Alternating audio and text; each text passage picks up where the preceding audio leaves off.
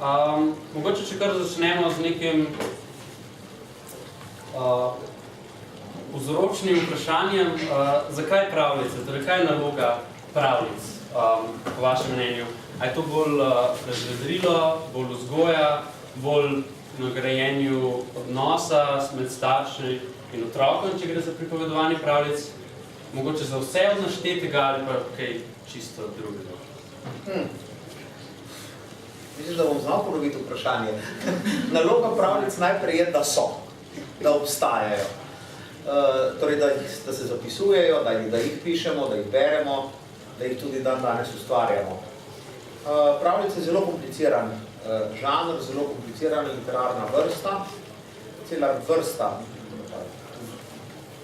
cel niz tipov pravljic poznamo, od ljudske pravljice, ki na začetku sploh ni namenjena otrokom, ampak odraslim, zaradi neke primarne socializacijske dimenzije, recimo temu ohranjanja nekega mitskega izročila, zapovedi, prepovedi, navad, vrednot v nekih skupnosti, kjer so seveda bili tudi otroci, vendar v istem času še ne moramo govoriti o kategoriji otroštva, ki se pojavi recimo temu tam v poznem 18. 19. stoletju v mladinski literaturi, prej pa seveda ne.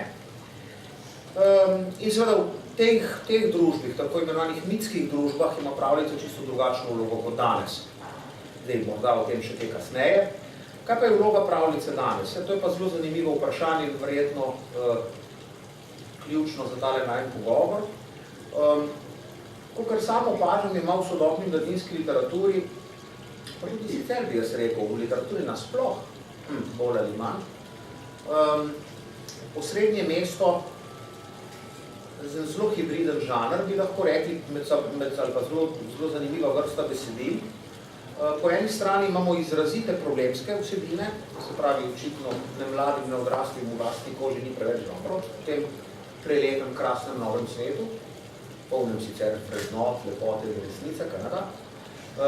Zato literatura po eni strani zelo ostro napada ta svet, včasih tudi zelo provokativno in, jaz pa pri tem, kar najbolj zanima, močno se krepi tudi ta mitska razsežnost sveta ali pravljično dojemanje sveta, ki presega sporočilnost vsakodnevnih resničnostnih šovov, reklam, hamburgerjev in pametnih telefonov za neumne ljudi, da si je srečo mogoče kupiti samo z enim klikom, pa dosežeš vse svoje uresničitve vseh svojih snanj, ampak seveda, ki govori o tem, da je svet v bistvu skrivnosten, da smo mi van, da se mu izročamo, da smo na njem naključni sopotniki, da nikakor nismo njegovi gospodari in podobno. No in to najbolj izrazito v svoji najbolj čisti obliki v resnici govori mit in pravljica kot ena od mitskih razsežnosti. Ampak če bo koga to zanimalo bolj nadrobno, kaj pravzaprav pomeni pravljična ali mitska zavest, lahko o tem spregovoriva še kasneje, da ne bom ti vzel kar vseh kot nekakšen novodobni subjekt posesiv in vzel kar vsega časa za moje predavanje. Ja? No, če gremo na, bi se strinjali, da pravljice so definitivno velik del vzgoje. Ja, vsaka literatura je v nekem smislu vzgoja. Tudi taka, ki je kičasta in s katero je izguba časa, je vzgoja. Samo tista negativna, ne? Pač, da delajo nekaj neumnega, da porabijo čas za nekaj, če bolj ni treba namenjati časa, ne? Tudi buljenje v internet je vzgoja. Samo ne najboljša, Kanada. Se vzgaja razprošeno zavest. Nikogaršnjega človeka. Plastik, fantastik. Ko otroci berejo pravljice, če govorimo na otroke, ki berejo pravljice, in odrasle, se najbolj velik del tega vzgojnega vidika je poistovetenje z glavnimi liki v pravljicah. In se vam zdi pomembno, recimo spol teh glavnih likov, rasa teh glavnih likov, torej te neke značilnosti, s katerimi se poistovetijo otroci ali pa se tudi ne. Torej, če je spol ključna stvar likov pravljic. Aha, tu imate zdaj dve vprašanje. Najprej vprašanje identifikacije. Zdaj, razvojna psihologija in znotraj tega tudi psihologija branja čisto jasno dokazuje, In v 90-ih letih je izšla zelo zanimiva knjiga Becoming a Reader, ki bi lahko prevedli tako, kot nastaja bralec, v slovenščino, ki dokazuje, to so eksperimentalno naredili v Ameriki, da otrok tja nekje do 4. leta starosti že začenja ločevati fikcijo od realnosti. Povem eno anekdoto, da ne bomo dolgočasno predavateljski. Leta nazaj sem bil član žirije za nagrado Zlata paličica, to je za gledališke predstave, ki vsako leto, mislim, da je bienal vsaki 2 leti izvede Lutkovno gledališče, in smo bili v mini teatru gor na Ljubljanskem gradu. In so izvajali pravljično besedilo, adaptacijo Andersenove Male morske deklice, in pred nami so seveda se sedeli unerija, otroci tam, do 2 let, pa prvi, drugi razred še. To je razpon iz Dusjaja. In v eni sceni se dvigne, ko izreka upa, čarovnica, ne, proti publiki, in seveda tisti 2-letniki so se začeli neusmiljeno treti, ne, in jokati so se ustrašili. 6-letniki so naredili, ampak niso vedeli, ali bi se smejali, ali bi se jokali, ali kaj bi bilo. Vedeli so, da ni čisto zares, pa čeprav gledališče seveda s svojo materialnostjo, mi tam vidimo dejansko lik, deluje seveda zelo neposredno. Tako da otroci se v resnici, vsaj če govorimo o šolskem programu, nikoli ne identificirajo z nobeno literarno osebo, tako da bi jo posnemali. Če do tega prihaja, je to treba problematizirati, se o tem pogovoriti. Jaz ne verjamem, da je dokaz kakšne visoke bralne kulture to, da hodimo s okroglimi očali po gimnaziji in si domišljamo, da smo Harry Potteri, razen če nočemo Peter Beck, to je že druga motivacija. Ampak drugače pa to ni prava motivacija. In ravno tako otroci seveda ne bodo brali Rdeče kapice in potem dirkali v živalski vrt rezati volkovom trebuhe, če se morda kakšna babica ne skriva, ne, temnota. Tako da, v bistvu otroke že od vrtca naprej, to lahko tudi na osnovi svojih izkušenj dela študentkami in njihovega preizkušanja različnih metod v vrtcu, kasneje pa sploh, in z otroki debatiramo o tem, kaj pravljice sporočajo, kako bi sami ravnali v podobni situaciji, zakaj kdo, kako kaj stori, metoda 5 prstov, ne, je znana, kdo, kaj, kje, zakaj in tako naprej, zaradi tega vsega našteval, in to otroci zmorejo. Zdaj pa pri spolu je pa tako. Jaz ne verjamem, da pravljice Sneguljčico beremo zato, da bi punčke bile kar vse po vrsti, kako že bele kot sneg, rdeče kot kri in črne kot oglje. Torej, da bi pravljice, ki sicer imajo celo vrsto stereotipov, zakaj, je druga zgodba verjetno, da bi pravljice torej povzročale neka stereotipna razmerja v družbi, tudi če to imajo v sebi, tudi če so princi vedno pogubni, princeske pa vedno krhke, se lahko seveda identificiramo tudi fantje s princesami in punce s princi, zakaj pa ne? Kaj bi pa ti rad bil, ne? In celo lahko v take situacije vzpostavimo v dialogu, da namenoma damo otrokom na vzkrižne vloge, če temu rečemo po spolu. Čeprav jaz mislim, da je moderna družba, upam, da je kakšna feministka, tle bom zelo zadovoljen, šla v tej politični korektnosti bistveno predaleč, ne? Torej, izumljati nek nov jezik, kot ga na kakšni fakulteti, ne? Tej ali oni, ne? Tudi tako daleč, kjer se ženski spol nadomešča in kjer boste vi moja študentka in jaz vaša profesorica, tu gremo preprosto, enostavno predaleč in v polje neke neokusnosti, ne? Jezik in ideologija vendarle gresta neko svojo pot, pravljice v svojih arhetipih, tudi stereotipih, tudi redistribuciji določnih vlog, niso, kako bi temu rekel, jih ne beremo po metodi copy-paste, ne, v svojo glavo, niti naivni bralci, najbolj naivni bralci tega ne vejo tako, ampak je to pač stvar diskusije. Zato bi se jaz bal cenzuriranja pravljic z tega zornega kota, da prikazujejo punčke kot neke krhke avše, ne, ki samo razmišljajo o tem, kje bojo dobile kristalne šolnice, moške pa kot neke zmagovalce, ker temu preprosto ni mogoče kar tako zlahka bralno slediti. To so počeli marsi, feministična interpretacija pravljic, recimo, ne, če se Trnuljčica, zbode na preteno, se poznati, ne, tisto pa zakrvavi, da je to zdaj znamenje razdeličenja, jaz tega nikoli tako nisem videl. In tudi ne verjamem, da otroci to tako vidijo. Je pa zabavno, ne, to kaže, da pravljica je dostopna vsem mogočim interpretacijam z najrazličnejših ideoloških in drugačnih zornih kotov. Je pa še vedno. V originali pisateljica je nekoč rekla, moje delo je imaginacija in to čista imaginacija, zato me ideološke interpretacije ne zanimajo zelo močno. Mogoče, če bi se zdaj malo na časovno, torej pravljice obstajajo že zelo dolgo časa in se tudi zelo spreminjajo. Kako bi rekli, da se, katere so večje razlike med pravljicami, ki so nastajale včasih in ki se pišejo danes? Ja, če nič drugega, zdaj pravljica, kot rečeno, izvorno ni žanr za otroke in izvorne pravljice, ki mi v resnici niti ne poznamo, tudi če vzamemo brate Grimm in podobno, so drugačne kot tiste, ki so nam dostopne. Potem obstaja cela vrsta člankov. Brata Grimm, ko sta tekala gor in dol po Nemčiji in stare mame fehtala nekaj povedala in to potem primerno zapisovala, sta seveda najprej na začetku zapisala to v originalni obliki in tam je precej krvi, nasilja in vsega, kar je seveda zelo šokantno. Potem so pa njune pravljice v času nastanka mladinske literature, ki je seveda gradivo, kot so takrat rekli, nespodobnih sluškim, razne erotične ampak ljudske pesmi, neprimerne za otroke, filtriralo, na podoben način je skozi to ideološko sito vzgojnosti filtriralo tudi pravljice. Tako da mi pravzaprav dobivamo na mizo v modernem času priredbe, ne izvorne pravljice. Potem se znova vračajo po natisi starejših pravljic, v tem Ilinski so še marsikaj drug.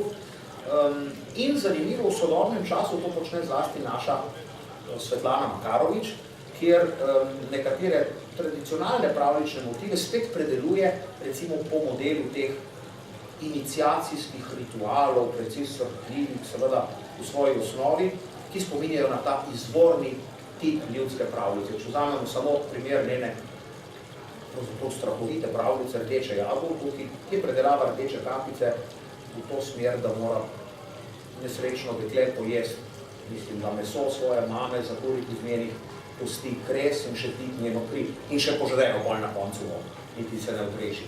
Tako da, pravljica nekoč je v bistvu izvorno zelo temen žanr. Tudi če berete vi konc koncu Tisočineno noč, to vrstno pravljično izročilo, pa nekatere slovenske ljudske pravljice, Varvoj se jesti meso iz vislic. Vidite, da je v njih veliko tega, kar nas zlasti z pozicije modernega dušebrižništva nad krhkimi dušicami otrok utegne zmotiti. Potem, kot rečeno, se to predela, zdaj se pa vračajo pravljični motivi, tudi v zelo sodoben svet, ne več v tej čisti ali pa izvorni obliki, recimo rituala krutosti in nasilja, ampak v neke vrste predelava. Tudi vzamemo samo najbolj tipične slovenske avtorje sodobnih pravljic, ki so narejene po klasičnem vzorcu, ne moramo mimo Mačka Murija. Najbrž Maček Muri kot sodobna živalska pravljica, kjer mulci igrajo nogomet, pa nastavljajo pasje bombice in se tu potem vse nasilje v resnici neha, rahlo so zaljubljeni v kako muco lizo, to seveda najbrž nima kaj dosti zveze z izvornim modelom ljudske pravljice, kjer mora pravličnjak čez tisočinjeno preizkušnjo. Modern čas je čas otrok, čas, ki na vides prinaša tudi v naš svet, tudi svet otrok, pa zlasti neko, recimo temu umirjenost, neko neproblematičnost in del tega varovanja otroštva in otroške, tudi morda naivnosti, bo kdo rekel, se kaže tudi v različnih sodobne pravljice. Pri Andersenu ne, njegov Grdi raček, njegova mala morska deklica in še marsikaj, te pravljice so žalostne, so trpke, zato jih je kot teoretik tudi zamahnil z roko nad njimi, češ da niso dobre, to ne zdi tako, čeprav jih je pa seveda drugače brati to kot sodobne, rahlo tudi pocukrane različice modernih aktualizacij pravličnega vzorca. Se pa spet vračajo pripovedi, vzamemo samo kako slikanico Požar, ki govori o beguncih, kjer se pravlični svet znova kaže v svoji, recimo temu, trhkosti in postaja izziv. To me seveda veseli, to je dobro. Otroci radi to berejo. Jaz vam povem, recimo, da to sicer ni pravljica, vsaj ne v čisti obliki, punčka in minigan, ki govorijo o nasilju, to v vrtcu strašno radi prebirajo. Otroke ravno tako bolijo stvari, jih zanima smrt, kam gre babica, to ni več. Ne? Razumejo koncept smrti že pri več letih, da to se nekaj zgodi, pa kako se to malo spremeni, a nikoli te več ne bo nazaj. Ne? Tako da mislim, da otroke zanima samo muza copaterica, ki jim spomni vsako željo, to je zgrešeno. Ima mogoče kdo iz publike zdaj vprašanje? Kakšno? Če gremo zdaj še malo, čeprav ste to že omenjali, nek sociološki vidik pravljice. Kako v bistvu, ker načeloma v isti kulturi, v isti družbi se berejo načeloma približno iste pravljice, kako potem to vpliva na celotne vrednote in razvoj otrok te kulture? Ja, vsaka šola, vsaka družba ima mehanizme inkulturacije. Ne?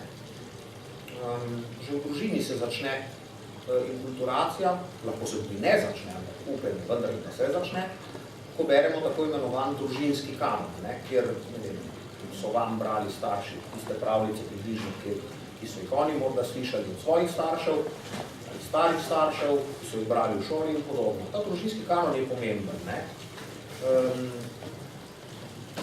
Vse raziskave kažejo, da če starši vložijo nekaj tako imenovano družinsko branje, glasno branje, ti otroci prej spregovorijo, bolje govorijo, se prej opismenijo in se bolje učijo kasneje. Ne?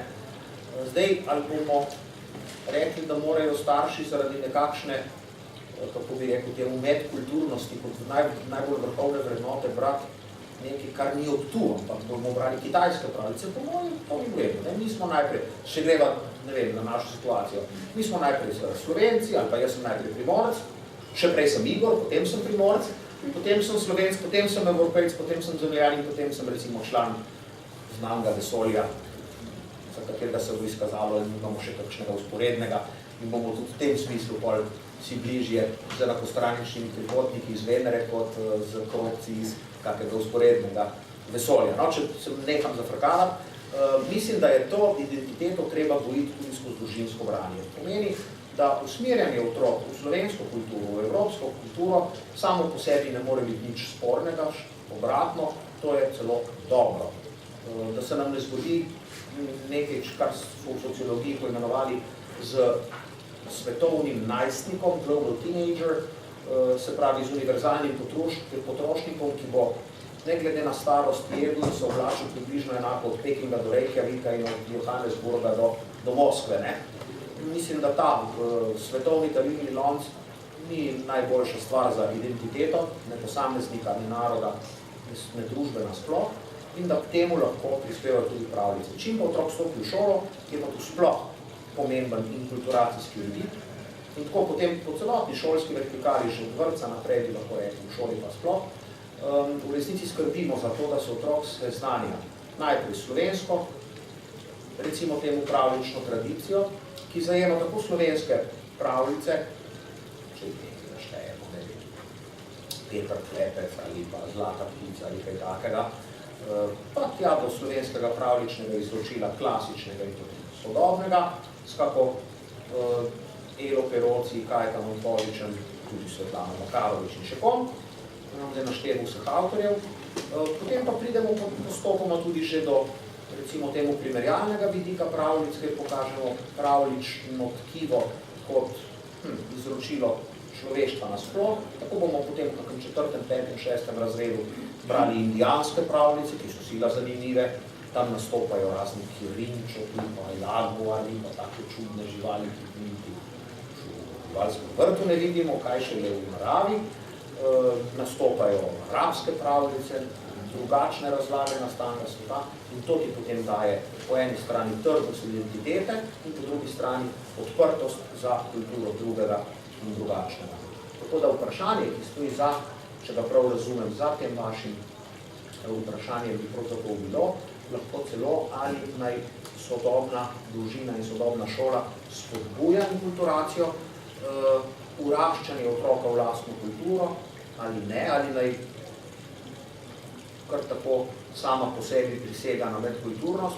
Moj odgovor je, da naj spodbuja vraščanje v lastno kulturo in to nadgrajuje z medkulturnimi vidiki, ne narobe. Če mogoče še malo razširimo samo pravljico na celotno otroško literaturo, katere je definitivno pravljica skoraj največji del. Kako recimo se razlikujejo pravljice od mitov, legend oziroma kako so te pojmi v bistvu prepleteni? Ja, ena zelo zanimiva teorija, na slovenskem jo je razvila Alenka Gojevščak, dokazuje, da so pravljice pravzaprav neke vrste mitske zgodbe, ali da obstaja močna povezanost med pravljico in mitom, čeprav pravljica ni mit, vendar je treba poudariti. Če poskušamo pogledati, kaj pravljico povezuje z mitskim pravljičnega junaka, koga bi pa vzeli. Recimo Vitka iz pravljice, sodobne pravljice, klasični vzorci, Frana Levstika, kdo je napravil Vitku Srajčico, verjetno vsi poznate Kanada. Ja. Kaj zdaj povezuje recimo Vitka in Odiseja? Precej drzno vprašanje. No, Alenka Gojevščak bi govorila o, prej sem jih že omenil, 4 prvinah mitske zavesti. Gre za zavest, ki je drugačna od zavesti modernega človeka, kjer izhajamo iz, ki znate kaj malega filozofije, boste to takoj prepoznali, subjektivizma. Mislim, torej sem, delujem, imam voljo do moči, posedujem, jaz sem subjekt, vse ostalo je objekt, če smo nekoliko preproščeni v teh razlagah, no, pravljica in mit izhaja iz popolnoma drugačne zavesti. Alenka Gojevščak govori o 4 stalnicah mita in pravljice, to je izročenost. Pravljični subjekt ni gospodar sveta, ampak pravi nekje hodi po svetu kot mesečnik, vodi ga usoda.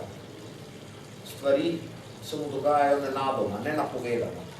Za Odiseja to brez doma velja, ne? Tam nekoliko pluje gor pa dol po Mediteranu, kar naenkrat nek veter in podobno, ga vrže, verjetno tam nekje Korčuli, ali kaj nekateri pravijo, ne, in tam živi neka Kirke in podobno. Skratka, ne vzame mobitela in ne pogleda, koliko so delnice in kaj mora zdaj narediti, da bo srečen na daljnih 100 let, ampak pravzaprav živi povsem po naključju, kot mesečnik smo kaj rekli. Podobno velja tudi za Vitka. On je tudi izročen igri usode. Zdaj, ta usoda je v pravljicah poimenovana zelo splošno ali označena, v mitu so pa to bogovi, ne? Zato, ker se boginje recimo sprejo, katera je lepša, nastane trojanska vojna, ne? Zanimivo, da tega noben ne problematizira kot hudo seksistično pojmovanje vzroka za vse zlo na tem svetu, da so 3 punce, da znajo zmeniti, kjer je lepša, pa pusna, pa je marheta. Ja, druga taka mitska stalnica v prvinah mitotvorne zavesti, pri pravljici in pri mitu je selstvo. Mitski junak, torej Odiseja, kdorkoli druge, ne, vseeno, si ne ogradi svojih 50 kvadratov garsonjerja v sredi Ljubljane in je tam srečen do nadaljnega, ampak ki mu je cel svet dom, ne, tudi potuje v času in prostoru, ne, zanj čas ne teče linearno, ampak lahko ciklično, ne. Pravlični junak je ravno tak, se seli, recimo v Tartinovih bajkah in povesti o Borjancih, grof gre na nek vrt, zasliši neko čudovito petje in nenadoma mine 30 let. Za njega je poteklo morda nekaj trenutkov.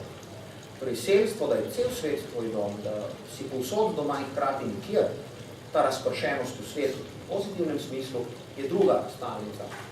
Potem je zelo zanimiva stalnica za jedalstvo, ki ne pomeni, da ima literarni junak trpuljo ali kaj takega, ampak to, da ne živi od svojega dela. Delo v pravljicah in v mitu ni nobena kategorija.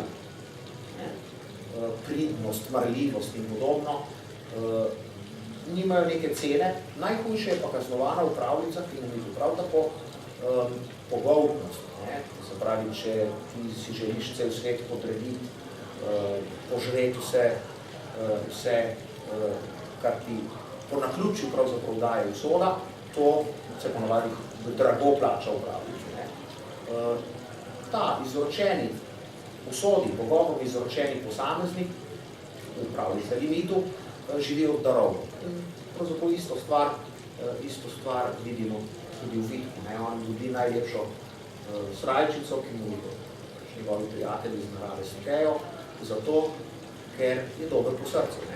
Zdaj pridemo do 4. stalnice, to je vira v to, da bo nekoč nastopilo kraljestvo sreče, reče se mu milenarizem, kjer zlasti v pravljici dostikrat najdemo. Na koncu se je vse uredilo, naredili so prekrasno večerjo. Bi pa jaz rekel, da pravljica ponavadi to tudi rahlo relativizira, ker ve, da najbrž je do tega tisočletnega carstva sreče še daleč, zato ponavadi poznate te humorne intervencije, tudi jaz sem bil tam, dali so mi iz rešeta, pike ali podobnega. Tako da zdi se, da pravlični pripovedovalec vendarle ohranja neko razumsko distanco do te sicer pomembne kategorije mitske.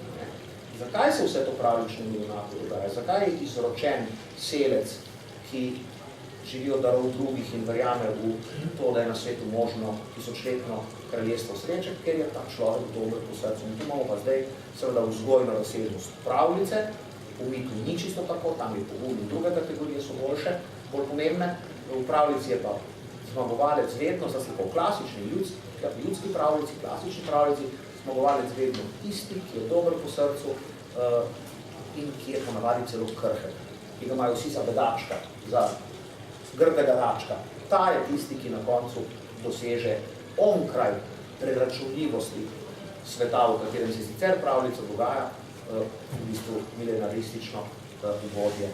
In če to ni vzgojna dimenzija pravljice, tudi če si star 6 let, to se ti zdi, ne vem kaj, še Šmarna gora visoka, kaj še le Triglav, na koncu boš ti tisti, ki bo zmagal, če si boš prizadeval, če boš pogumen, recimo, če boš dober, če ne boš nikomu naredil nič hudega. Potem boš morda res ostal tako kot grdi raček sam na zbrcenim jezerom, ampak gled prijekela bosta na vode in rekla, pogledajte, kako čudovita voda je tam. Tako nekako v parih črtah mitsko in pravličnost. Ima kdo iz publike kakšno vprašanje, kakšen komentar?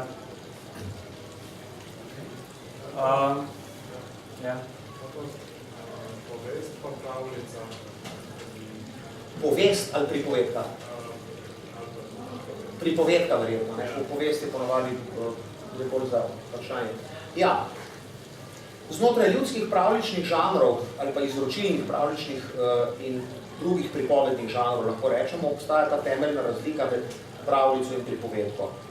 Pripovedka je ponavadi postavljena v bolj realen prostor in je, jaz bi rekel, tisti razumski del pravličnega, kjer so si poskušali, verjetno naši predniki, kako stvar razložiti po čim bolj racionalnih mehanizmih, ampak še vedno v polju neverjetnega. Pripovedko poznate potem, da nek pojav, neko ime, kaj že, razloži na ta način. Ajdovska deklica. Verjetno so se, tako kot mi, ki se danes čez Vršič peljemo z avtom z Kranjske gore v lovc, takrat so morda tam hodili lovci in so se zazrli, pa tam pa neki pominja na obraz. In tako je nastala razlaga ajdovske deklice, ali pa odhod Slovencem žito in podobno. Gre za, v bistvu, v osnovi gre za razlagalni princip, za to, da so poskušali naši predniki začrtati nek sprejemljiv, razumski prostor, v katerem so živeli. Pravljica naredi drugače. Pravljica je v izhodišču veliko bolj zgodbena, veliko bolj v tem smislu čarobna, izročena temu, da mineva čas ob ognju, v ognjišču, babica, ki je zdaj skuhala tisto kašo in tudi že vse povila, ali pa dedek, ne bomo obsojena, da sta seksista, ali kaj takega. Ima zdaj čas, da se skupaj s svojimi vnučki ali pa celotna družina posebej in posluša zgodbe. Ta usmerjenost v narativnost, v zgodbenost je pri pravljici močnejša. Zato so tudi pravljice praviloma daljše od pripovedk. Zelo lepa filmska metafora, ko to poznate film, je Apokalipto, ki se začne tako, da Indijanci sedijo ob ognju, a veste tisti, ko poznate Apokalipto film? Škoda, to je dobro gledati, o tem, kako v starih indijanskih kulturah. No, začne se ta film tako, da pač sedijo v ognju in tisti vrači pripovedujejo in iskrice letijo v nebo in je to znamenje tega izročila pravzaprav starih prednikov in oni se čudijo. Vsi otroci, bojevniki, vsi gledajo. To je pravljica. Ne? Pravljica je obred pripovedovanja zgodbe. Časa, ki se potem izgubi. Ne? Če dobro nekdo pripoveduje, čas kar naenkrat razpade. Mine sekunda. Ne? Izročen si času, bi lahko rekli, pa se celiš skozi čas. Ne gledaš na uro, kdaj bo že konc predavan, ne? Ali pa ure matematike, ne? Podobno, še 15 minut je. V tem času bi pravljica minila tako. Tako nekako. Pa so pa še križanci, bajka in podobno, ampak pravljica, pripovedka, to je ta glavna razlika. Mene zanima, če pravljica v bistvu zgodba o neki iluziji. Iluzija je. Ja, seveda. Ampak kljub vsemu ima v ozadju, če res pravljica neko resnično noto, ne? Recimo rdeča kapljica, snegurčica, v tej nekaj neka klasika. So pa tudi take, ki niso klasika. Recimo od tega Magajne, doktorja Vrkonja Čeljusnik, ne? Kako je tista brada kot pojem moči tega moškega, ki je bil tam, ki je dobra delo, ne? Razočarala, ko so jo odrezali, ne? Ker spal. Recimo, da je tam moč tega dobrega človeka zgine in se zateku v podzemsko jamo. Ja. Recimo, je presenetljiva zgodba o tem, koliko energije je v tej iluziji. Cel sistem se podre dobrega z eno tako neumnostjo, ki jo človek naredi. Ja, to, o čemer govori gospod, je točno, ne. Pravljica ima seveda zelo jasno tematsko ozadje, ne. Zato govorimo o paraboličnih formah, podobno kot ima to parabola, recimo verskih besedilih in podobno, kjer neka zgodba skuša povedati neko versko resnico, tako ima tudi pravljica na ozadju neko temo. Zdaj, katere so te teme, pa zelo zanimivo. Ne? Eno sem že omenil, najmanjši je najpomembnejši, ne? Najmanjši bo zmagovalec. Druga zelo zanimiva tema, ki se močno dotika vzgojnih razsežnosti, je tema spoštovanja pravil. Ne? To ima močno socializacijsko vlogo ali moč. Če je mamica rekla, pojdi k babici in se nič ne ozirej, in si ti zavila spoti, ne bo poštel volk, ne? Ti lahko do nezavesti poenostavlja rdečo kavijo. Ampak je nekaj v tem. Zdaj, zakaj je spoštovanje pravil? O tem je Bettelheim pisal zelo veliko, ne? Češ da se otrok napadi teh mehanizmov. Mislim, da on pretirava v tem, da pravljice otroci ne črpajo, v njej ne uživajo samo zato, da bi se učili ubogat staršem. Mislim, da bi bilo zelo strah za take otroke. Morajo biti uporniki, morajo malo nagajati. Ampak je pa seveda to posredno sporočilo. Dokler bom ravnal po pravilih, pa bi lahko dodali pravičnega, dobrega, smiselnega, bo svet stabilen. To njim omogoča ali pa vzpostavi občutek neke vrste varnosti. Kasneje, ne, tam 7-8 let stari otroci, ali pa tudi že prej nekateri, že začenjajo dvomiti v to. Ne? Pa dobro, sej rekel, Pepe je v strčku rekel to in to, ampak mi bomo pa to malo po svoje. Pa dobijo vedno znova spet priložnost, da to popravi. Ali pa Muca Copatrice je podobno primer. Ne? Ampak to že ni več pravljeno, to je že drug žanr, ki izide iz pravljena. Torej, to ustrajanje v pravilih je prav tako močno. No in to, kar je pa gospod rekel z Brbonja čeljustnikom, vprašanje moči, dobrote, vis-a-vis nasilnosti in tako naprej, je prav tako interesantno v pravljici. Brbonja čeljustnik ima ogromne brke, najraje se pa z njimi igrajo, mislim, da otroci, ki se obešajo in podobno. In zdaj, kaj je moč? Je moč to, da je on velik, ali je to moč, da ima rad otroke in da je dober po srcu? Tudi to nam odpira pravljica. Torej to v bistvu čisto otroško dušo, otroško čutenje sveta, ki ga ima najdete tudi drugi žanri. To je pravljica, ki je danes lahko močno aktualna. In ja, seveda je realna v tej točki. Ta igra do domišljija na koncu privede do čisto realnih razmislov. To pravzaprav dela vsaka literatura. Se tudi še tako realističen roman, mi vsi vemo, da je izmišljen. Debeluška Janje Vidmar vedno, da to ne obstaja. Pa vendar le razmišljamo lahko o našem svetu.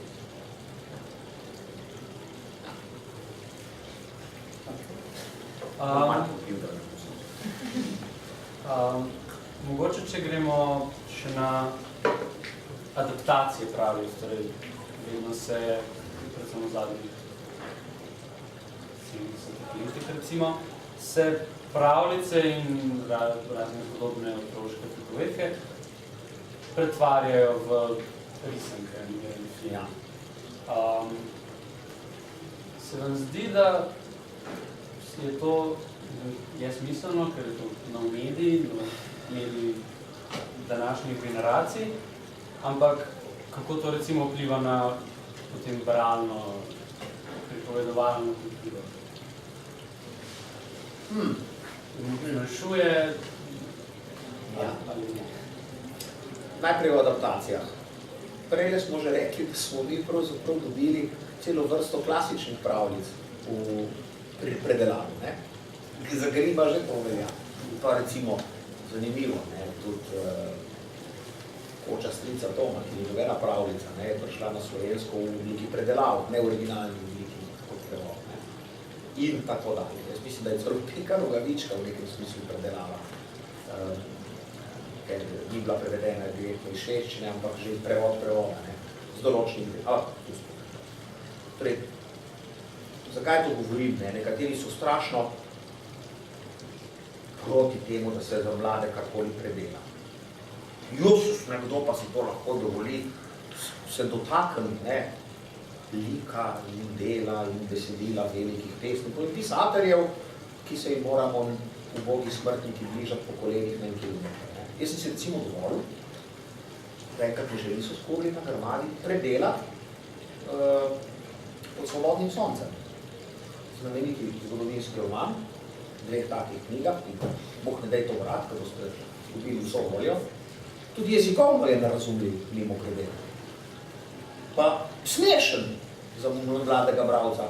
Silno ga je zaljubila brhka Slovenka. To ni več glagol ljubiti ali zaljubiti se je zdaj vezljiv drugače v slovenski, ne, ga je, in tako da se vemo, se je zaljubila manj ali takega. In Finžgar ne da zgublja, ampak pridobiva s tem, ko take stvari, lahko bi rekli, nekoliko modernizira. Pa tudi vse tiste strašno nakladanje, bom rekel, z modernim najstniškim jezikom, zgodovinske ekskurze in 10krat eno isto brez tistega roman čisto dobro funkcionira. Zdaj, a smo mi zaradi tega zrušili Finžgarja? Ne. Kdor želi, ne gre vnuk brat Finžgarjev rokopis, ki še vedno tam obstaja. Tam ima originalu najbolj, ne? To je res Finžgar. Tako da to isto velja za pravljice. Če je nek medij zanimiv za moderno generacijo, mora imeti nekaj v sebi, da dovoljuje to vrstne predelave. Torej, samimi predelavami na sebi ne more biti kot s predelavami nič narobe. To je kvečemu dokaz živosti literature. Da se recimo nekdo loti predelave Rdeče kapice v računalniško igrico. Wow, bi jaz rekel. Pa še zahtevno bi bilo to narediti, no, za zadnje. Zdaj pa je vprašanje, kako se kakva stvar predela. In tu je pa treba biti zelo jasen. Če gre za predelave, ki dejansko besedilu oduzamejo sleherno, recimo temu kar umetniško vrednost, in besedilo zvedejo na originalne kakšne bedne, evo, spet v najstniškem jeziku, saj moj Teo 18-letni že tako rečejo pa bedni, vsebinskega pocuvka, vsebinskega loka, potem jaz ne bi takih predelav otrokom svetoval. Zanimivo, najslabše so kičaste predelave, ki so pri pravljicah zelo pogoste, in jo na 30 km boste tako slikanico prepoznali po dveh zelo jasnih potezah. Najprej, vse oponašajo vizualne podobe Walta Disneyja, zelo so podobni ti liki iz risank tega sicer pomembnega avtorja risank, in drugič, take slikanice so na pogled zelo kričeče. Bojo imeli razne zlate obrobe, plastične, mehke platnice, da delujejo že kot predmet, recimo temu zapeljivo. To je prvi zunanji znak kiča. Potem, če odprete kako tako slikanico, jaz sem zanč, ene 2 leti od tega sem našel neko tako slikanico na pošti, stane 70 centov, nekaj takega, in bila je predelava znamenite pravljice Hansa Christiana Andersena Cesarjeva nova oblačila, ki vemo, kako se konča, ker otrok se posmehuje butastemu cesarju, da je enak, in reče, saj nima ničesar na sebi, oziroma cesar je enak, v originalnem prevodu. In zdaj seveda očitno predelovalec je ugotovil, da taka neposrednost ni primerna za otroke, in je bil zadnji stavek, joj, naš cesar je samo v spodnicah. Se pravi, kičaste predelave ponavadi skušajo igrati neko lažno, moralno, bi lahko rekli, držo do vatirati otroštvo še na ta način. Najprej ga podrumijo, potem ga pa še vdajo z neko lažji moralo. Tem stvarem se je treba izogibati. Drugače pa recimo vam povem, kaj moji študenti delajo pri seminarju iz mladinske književnosti, predelave. Oni povezujejo različne žanre, včasih popolnoma nezdružljive, recimo aktualizirajo, vzemimo kak je racionalen žanr, kak fantastični žanr, Moj dežnik je lahko balon, tako da ga povežejo z modernim repom. Jelka seveda odleti z balonom, ne zato, ker jo starši okregajo, da je izgubila žogo, ampak ker je poslušala Čale Saleta, cele dneve delam, cele dneve se trudam, in to gre zdaj na živce in zato odleti. In taki hibridi so očarljivi in dajejo življenje tako, lahko bi rekli temu klasičnemu pravličnemu besedilu, kot modernemu žanru. Ali to? Tega. Rep in pravljic je super. Moram enkrat roki, kaj reč, ne narediš v pravlični. To se on je tudi napisal nekaj. Tako da, je to. No, mogoče še zakaj, oziroma, ali mislite, da zdaj, ko pravljice niso več nekako žanr za odrasle, kako so bili v preteklosti, kot ste rekli? Razen v politični govori.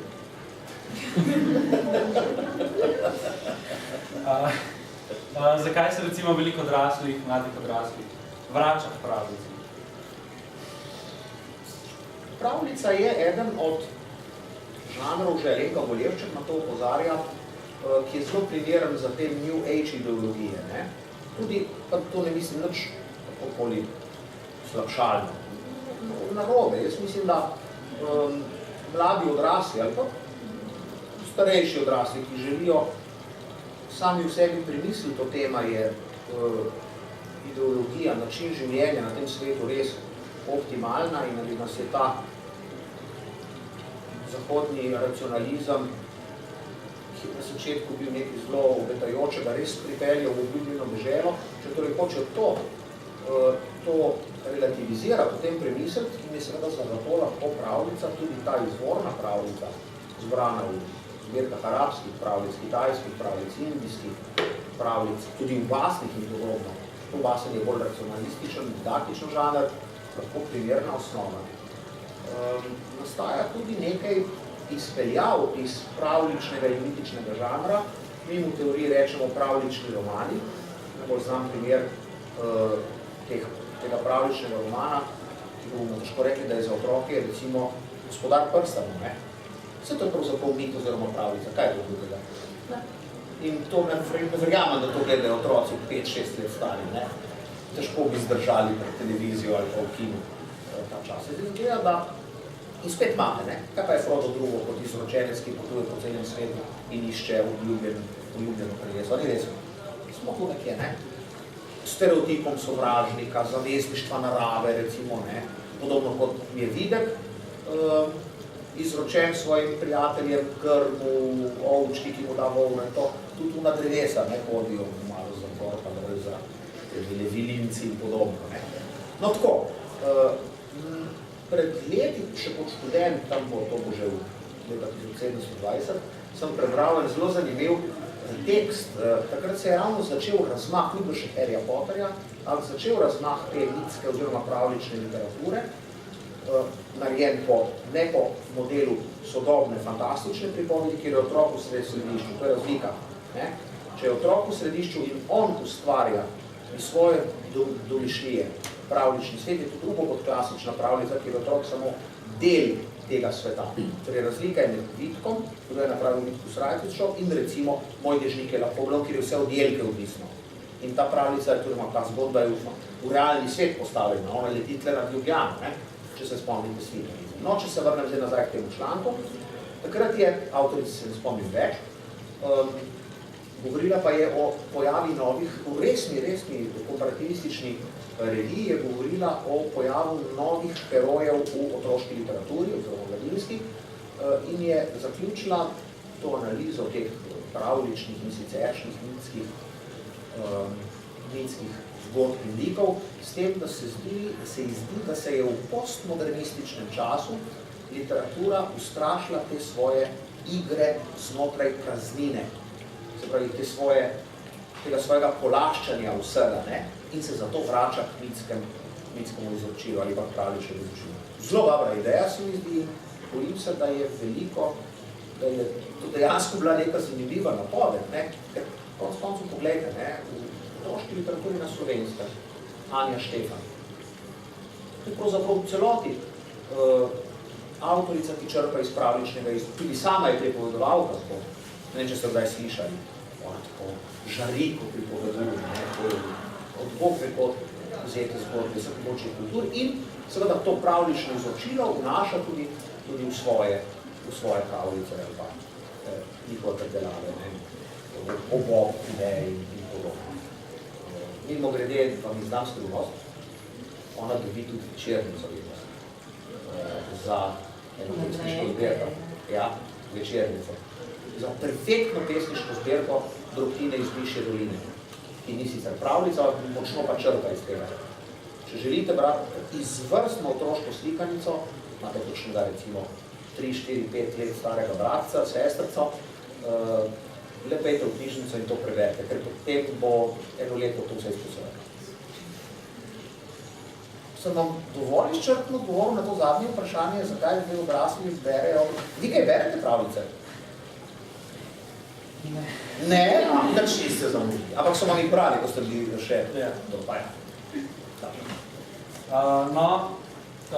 Zdaj smo počas pri koncu, tako da zadnja možnost za kakšno vprašanje iz publike. Še nekaj. Okoli teh modernih pravljic so preveč logične za otroke. Niso za otroke. Preveč logične. Otrok ne razmišlja logično. Mora imeti drugačni pogled.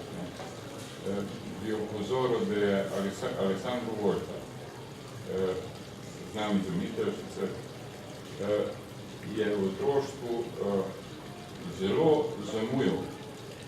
Pri 6 letih je komi začel govoriti, pri 8 letih se je naučil nekaj pisati, prve stvari. No in šele v samostanski šoli je potem začel nekaj hitreje napredovati preko nekih pesmic.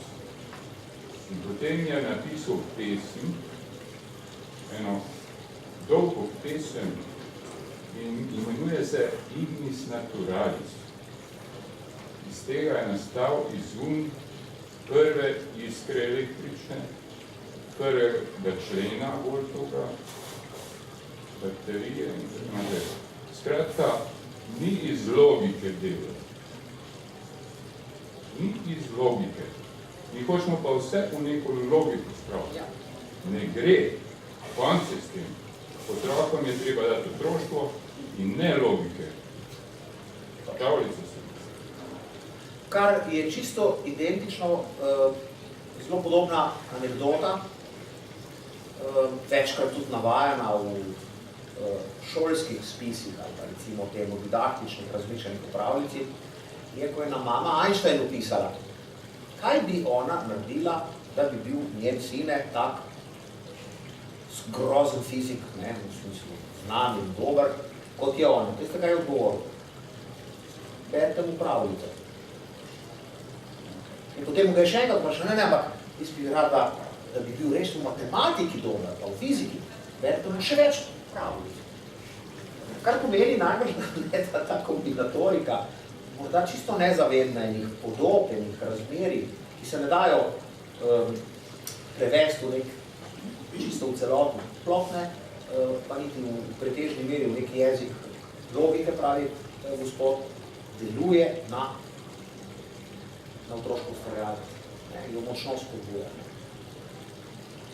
Paul Lazar, znani francoski strokovnjak za primerjalno književnost, ki se je po vseh svojih študijah ukvarjal tudi z otroško literaturo, je zastavljeno zelo pomembno, zanimivo vprašanje, zakaj bi Eskil, pravi on, bral pravljice iz 1001 noči. Nikoli ne bo šel v ta svet, ne pozna tega sveta. In potem doda na koncu tega razmišljanja, zgodi se čudež, izgleda, ostajajo kamele, živali, ki jih ni še nikoli videl. V ledeno mrzlem zraku diši podaten njih. V daljavi sliši ne pokanje lju, ampak šumenje peska. V njegovo dušo vstopi nov svet, da jo razširi in humanizira. In to je to. Ko? Ja. No, če imaš še kakšno vprašanje? Potem pa čisto zadnje vprašanje, malo bolj osebno. Katere pravljice so se pa vam potisnili v spomini z vašega otroštva? Svetlana Makarovič, zelo močno. In to ne, no tudi slovenske ljudske pravljice. Jaz se spomnim, da sem z mojim dedijem brala tisto slovenske ljudske pravljice, ki še Gvido Birola ilustriral, tako zelo klasična izdaja. In to sem razumel, jaz se spomnim, otroku ni jasno, ampak nekaj ti ostane, neke emocije, neke občutki. Potem kasneje, recimo, da sem bil staršen 7, 8, 9 let, pa pravljice Svetlane Makarovič, ki so ravno takrat izhajale, pa to ne te najbolj klasične, se jih ne spomnim, Kasapra, Miška in podobno, ampak te njene rahlo odbite pravljice, ki rušijo logiko na en drug način, ne na pravlični način, ampak skozi tipično Svetlanin smeh in posmeh, recimo Živalska olimpijada, kjer se računalnik oziroma robot zaljubi v robotko in podobno. Pa ne vem, Potepuh in nočna lučka, ki je groteskna pravljica, ki dega moje študentke, če jim dam, če mi je nobena. Nobena zgodba ne konča. Take stvari so mi bile všeč, tako nekaj čudnega, nekaj nenavadnega. Ampak sem bil res nelogičen kot otrok, ne? Vsak človek se spremenja slabši.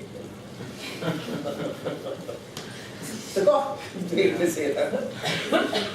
No, potem pa hvala vam za vse... Hvala za povabilo. Me veseli, da dijake poleg, kako bi rekli temu, najnovejših iPadov in iPhoneov se zanimajo tudi pravljice. Sem prav navdušen. Upam, da vas bom imel čim večjem številu na pedagoškem fakulteti. Hvala. Srečno.